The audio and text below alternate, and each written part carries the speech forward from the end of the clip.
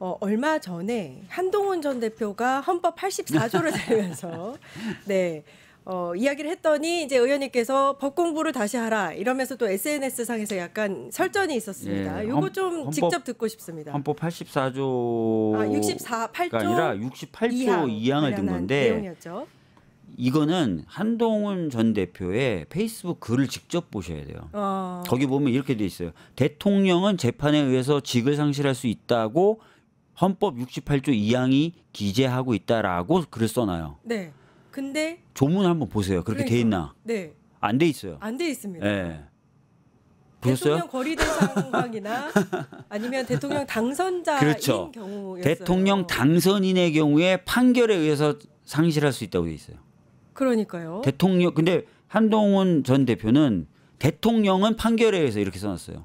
근데 제가 봤을 때 이게 한동훈 전 대표가 그걸 몰라서 그런 게 아니라 약간 꼼수 쓴 게 아닌가라는 아니 뭐 들었어요. 제가 보기에는 몰라서도 문제고 알았는데 그렇게 했으면 더하죠. 아니 문구가 분명히 구분돼 있잖아요. 대통령은 거리시 네. 또는 대통령 당선인은 재판 이렇게 돼 있잖아요. 그렇죠. 근데 대통령은 재판으로 왜 문제 없는 문장을 만드냐고요.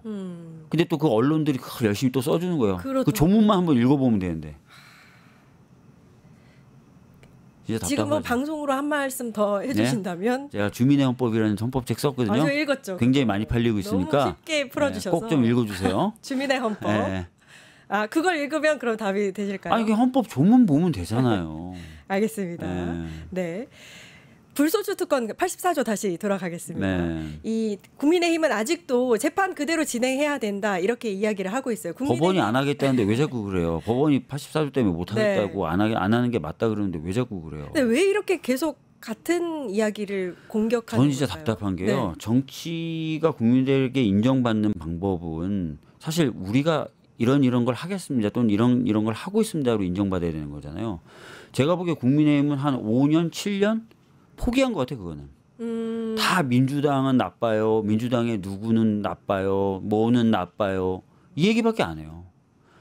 지금 뭐 국민의힘이 뭐 대선 때나 또는 그 전에 뭐 정책적으로 뭘 하겠다고 한 거 보셨습니까? 그런 내용은 없고 기억나는 게 아무것도 없잖아요. 기억나는 게 아무것도 없잖아요. 오히려 오직 기억나는 건 의대는 2,000명, 의사는 2,000명 증언해야 된다. 근거는 뭐냐 모르겠다. 뭐 이거잖아요. 예. 대선 때도 마찬가지였어요. 그렇죠. 공약이 그러니까 없이. 어떤 정치학자의 평가로는 정책을 생산해내는 능력이 이미 상실된. 그리고 두 번째 인재를 키워낼 능력도 상실된. 왜냐하면 계속 외부에서 데리고 옵니다. 그쵸. 윤석열을 데려오고 한덕수를 데려오고 이렇게. 그것도 막 임박해서 선거 임박해서. 내부에 인재가 없다. 예, 내부에 인재 키워내는 기능이 상실됐고 정책을 생산해내는 능력이 상실됐다. 세 번째 당원을 교육하는 능력이 상실됐다. 그러니까 당원들의 대부분이 부정선거를 믿는다든지, 그렇죠. 그죠? 네. 그러니까 터무니없는 마타도를 믿는다든지 이런 식이 된 거잖아요. 예.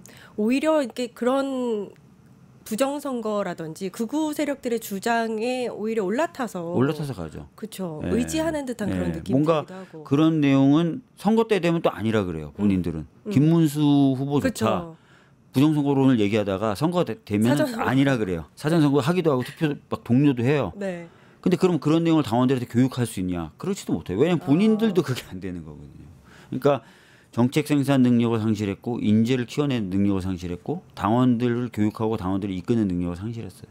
김용태 비대위원장은 어떤 주장을 펼쳤는지 혹시 아세요? 그 국민의 알 권리 때문에 계속 재판을 받아야 된다 이렇게 주장을 했습니다. 국민의 알 권리라는 게 헌법에서 정한 시스템적 논리를 침해할 정도로 보장돼야 된다. 그런 것도 잘 이해가 안 되고 국민의 알 권리라는 걸 위해서 재판을 진행해야 된다는 건 어떤 논리예요? 그러게요. 그 논리 자체가 일단은 정리를 국민의힘은 뭐 정책을 만든다든지 인재를 양성한다든지 당원을 교육하는 그러니까 여당일 때도 보면 야당을 비판하지 본인들이 뭘 해야 된다는 얘기를 안 해요. 그러니까요. 야당인데 지금 제1야당인데 좀 그 역할을 제대로 못하고 있다 이런 생각이 들고 그 한동훈 전 대표가 소추의 그 의미를 가지고 또 물고 늘어지는 것 중에 하나가 그렇죠. 이게 소송 진행이 포함되지 않는다. 아 이거요? 네. 예전에 저희가 검경 수사권 조정했을 때 검찰의 권한을 줄여놓지 않습니까? 네. 놓았지 않습니까? 그때 법무부 장관 시절에 권한쟁의를 신청해요. 네. 뭐 검찰이 갖고 있는 헌법상 권한을 축소시키는 법안이다. 그래서 권한쟁의를 청구하는데 그럼 헌재 재판정에서 그 영상이 다 있습니다. 물어봐요. 그러면 공소 유지 이것도 다 소추의 그 범위에 포함되는 거냐? 그랬더니 강일원이라고 그 당시 헌법재판관 출신의 법무부의 대리인이 그렇게 생각합니다. 포함된다고 생각합니다라고 얘기를 하고 그 옆에 앉아 있어요. 한동훈 법무부 장관. 한동훈 법무부 장관 시절에 네. 소추에는 소송 진행이 포함된다라고 답하는데 바로 옆에 앉아 있었다. 네. 그러면은 이건 전형적인 내로남불로 볼 수 있다고. 만약 그게 틀리면 바로 잡아요. 아닙니다. 저희 검찰들은 공소를 유지하는 권한은 없어요. 이렇게 얘기해야죠. 네. 유튜브 구독하고 실시간 채팅과 댓글을 남기시면 매일매일 7,000TTCO를 드립니다. 참여 방법은 통통물 어플을 다운로드하고 회원가입과 로그인을 해주세요. 마이페이지에서 나의 회원 고유 번호를 복사해주세요. 유튜브 구독 후 실시간 채팅이나 댓글창에 고유 번호를 한 번만 입력하면 준비 끝! 지금 유튜브 채팅과 댓글 쓰기 참여하고 7,000TTCO 받아가세요.